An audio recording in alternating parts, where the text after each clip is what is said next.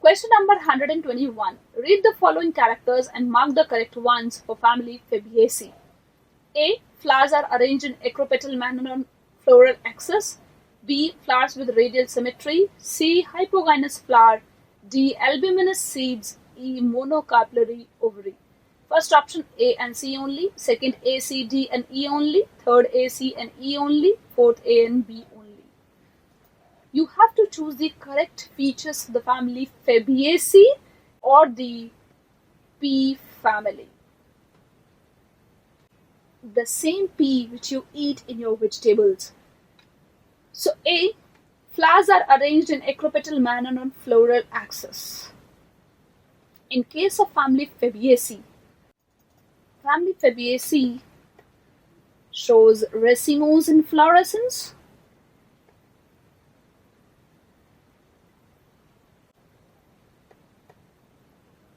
bilateral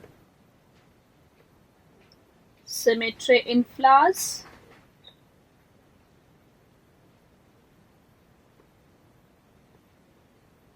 hypogynous flowers, X-albuminous seeds,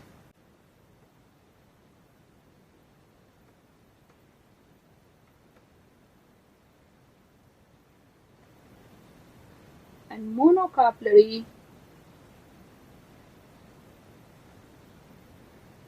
ovary. Now see the features given here. Flowers are arranged in acropetal manner on floral axis. In racemose inflorescence, the flowers are arranged in acropetal manner. So this is correct, as family Fabaceae shows racemose inflorescence. You can remember easily that in racemose inflorescence, there is indefinite growth of the main axis and there is acropetal arrangement of flowers. So you can easily remember the features of racemose inflorescence with the help of a single word, that is rhea. B is flowers with radial symmetry. No, in family Fabaceae, the flowers show bilateral symmetry. That means they show zygomorphic symmetry of flowers in which only flowers can be divided into two equal halves by any plane.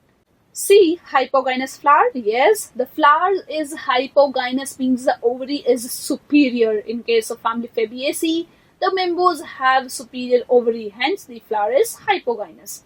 D. Albuminous seeds. No, the seeds are X-albuminous, means they don't have endosperm at maturity. The growing zygote or the embryo consumes all the endosperm and the seed becomes X-albuminous, not the albuminous.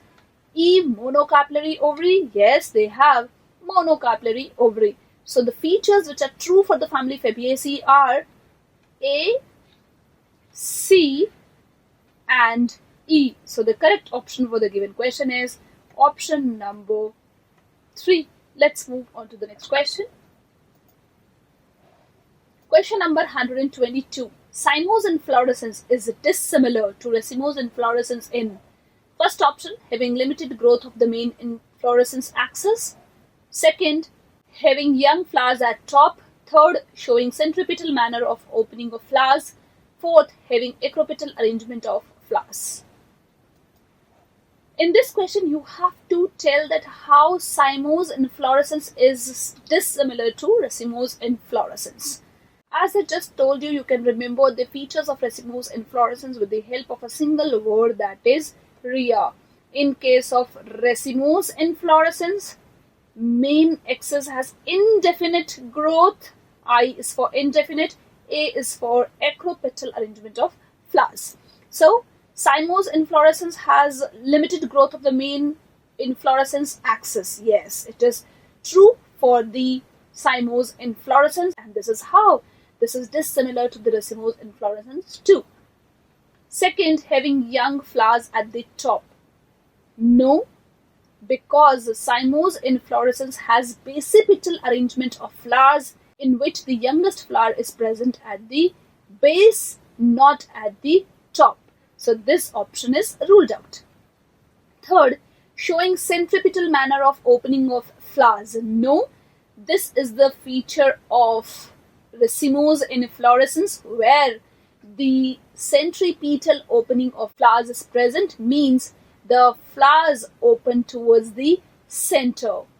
But in case of cymose inflorescence, the opening of flowers is in centrifugal manner, that is towards the periphery.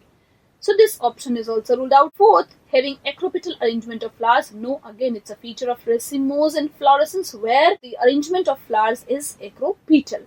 So the correct option for the given question is option number 1. Let's move to the next question. Question number 123. Margins of petals or sepals overlap each other but not in a definite manner in. First option, asparagus. Second, cassia. Third, China rose. Fourth, solanum nigrum. This question is asking about the type of aestivation in which margins of petals or sepals overlap each other but not in a definite manner is present in which of the following plant. In asparagus and solanum nigrum, the aestivation is valvate,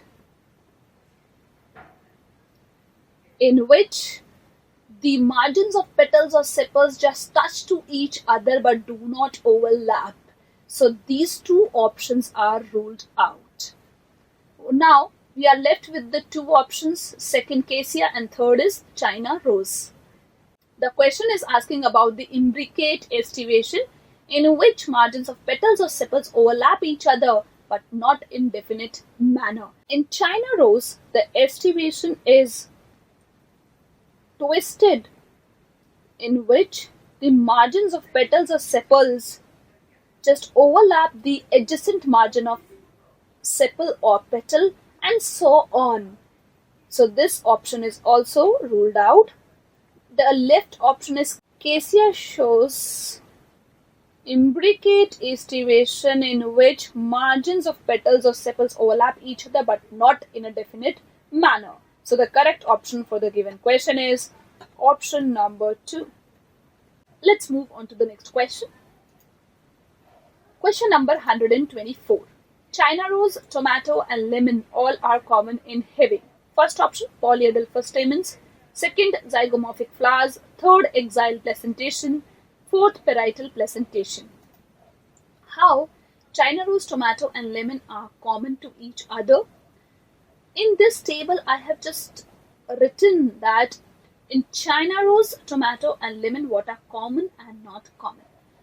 See, in China rose, the stamens are monoadelphous, means all the stamens are united in a single bundle. In case of tomato, it is the epipetalous condition of the stamens, where the stamens are attached to the petals, and it is a feature of family Solanaceae. In case of lemon, the stamens are polyadelphous, means the stamens are arranged in many bundles. So all of them have not a common feature, which is the first option, that is polyadelphous stamen. It is a feature of lemon only. So this option is ruled out. Now the next one, that is zygomorphic flowers. See here, all of them have actinomorphic flowers. So this is a common feature that they all have actinomorphic flowers, but over here it is written as zygomorphic flowers, which is wrong. So second option is also ruled out. Fourth option, parietal placentation. All of them have axile placentation, not the parietal. So the correct option for the given question is option number 3. Let's move on to the next question. Question number 125. Match the columns and select the correct option. You have given two columns, column A and B. You have to match the items which are present in column 1, column A to column B. First, Apocarpus ovary, Chile. Second, keel, rose. Third, swollen placenta, Sesbania. Fourth, inferior ovary, cucumber. See, Apocarpus ovary. Apocarpus ovary means when the ovary is free. Apo means free, carpus means carpel. So apocarpus ovary, when the carpels are free from each other, it is called apocarpus condition.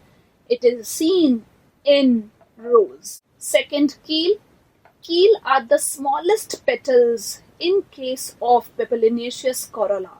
In Papilionaceous corolla, which is a characteristic feature of family Fabaceae, you will find the largest petals are called standard, the smaller one are called wings, and the smallest are called keel. So it's a feature of family Fabaceae, and Sesbania is a member of family Fabaceae. So keel goes with C. So second matches with C. Now third is swollen placenta. Swollen placenta is a feature of family Solanaceae. You have to find out the member of Solanaceae, that is Chile. So third goes with A. Last is fourth, that is inferior ovary. Inferior ovary is present in family Cucurbitaceae, and one of the members given here is cucumber. So fourth matches with D. Otherwise, you can remember in your NCERT, some of the families are given which are Fabaceae, Solanaceae, Brassicaceae, Liliaceae, and Poaceae, and all of them have superior ovary. So, by analyzing the option, you can say the correct option for the given question is option number 3. Let's move on to the next question.